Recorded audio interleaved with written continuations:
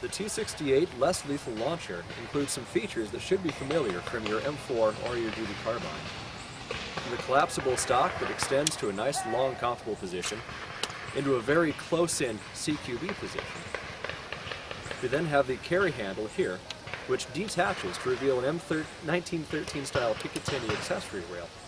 With thumb-tight screws, it is held in place as a carry handle or as your rear sight unit, or removes to expose that rail. The sights index from a wide open aperture to a narrower aperture, just as you would expect, and are adjustable both windage and elevation.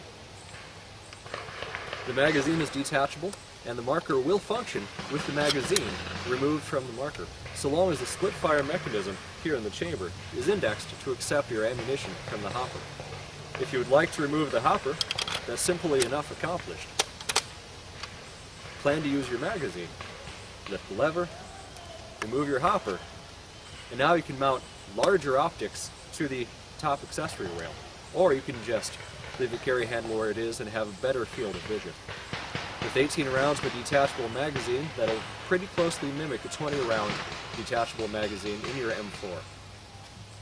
With the hopper installed, of course, you get anywhere from 10 paintballs all the way up to 200 paintballs. Smaller hoppers are available, larger hoppers are available.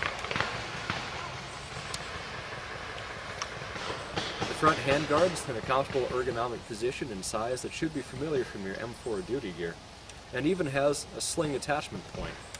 It matches the sling attachment point on the collapsible stock. Taking a look at the muzzle, we see the barrel bag has done its job. A little bit of paint-filled goo here was arrested from coming out of the muzzle during an accidental discharge by the barrel blocking device, which is standard with each T68 split fire that ships. The birdcage style muzzle guard here, the flash hider, doesn't really do that much since we're talking a compressed air powered device and not a combustion powered one.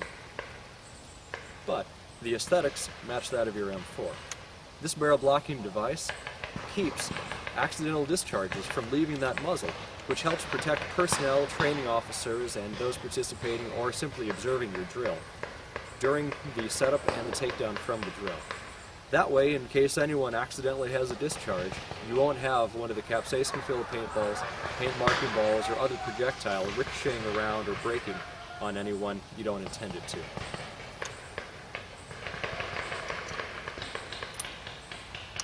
With the hopper installed, you have 200 shot capacity on board right here. If that's too much for your tactical simulation, as in if you would like to more closely mimic the limited capacity available in a 20 or 30 round magazine, the hopper lifts off and is out of your way. With the hopper off, you're now taking paintballs directly from this magazine. Once you index the split fire collar to accept paint or other marking projectiles from the magazine.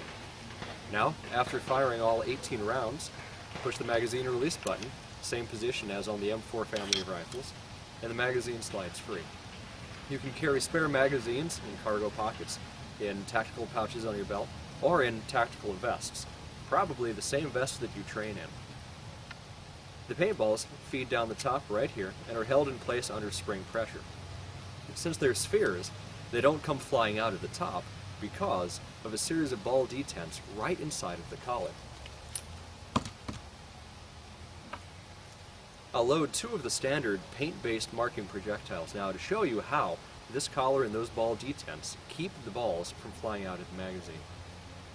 This wheel here takes the spring pressure down to where you can easily load up to 18 spherical projectiles.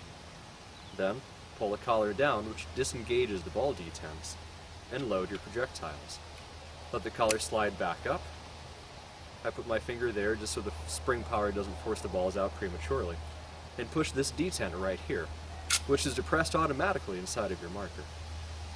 Now, with the collar in position, the ball detents prevent your projectiles from flying out of the top under spring pressure. Now it's safe to store in your magazine carrier or your tactical vest until which time as you need them. When you insert the magazine into your less lethal launcher, this collar is automatically depressed, and the paintballs come out very easily and load directly into your chamber for semi-automatic operation. When you switch back to your hopper, very simply, index the split fire collar to accept ammunition from the hopper. Open the gate by lifting the lever, install the hopper, and then when you close the lever, it applies a very tight fit to the collar so that your bulk ammunition hopper doesn't fall out of place.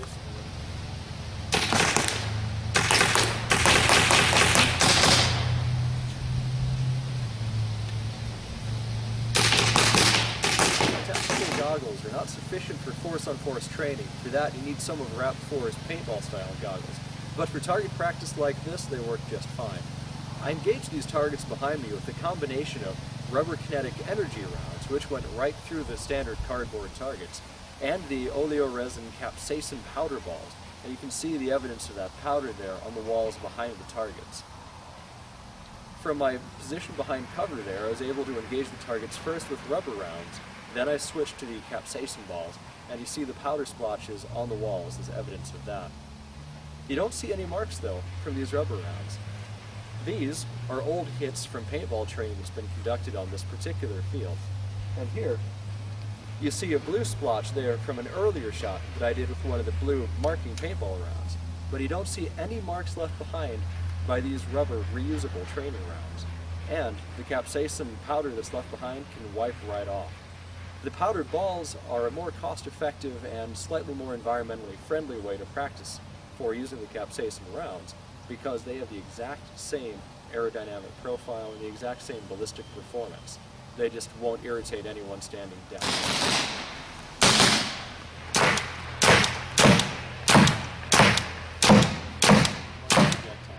This is a non-permanent, non-staining, but brightly colored paintball fill.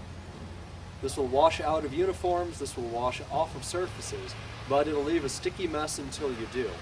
And sometimes you'll have just a little faint outline. So you might not want to use these when you're training in your best BDUs or your best dressed blues.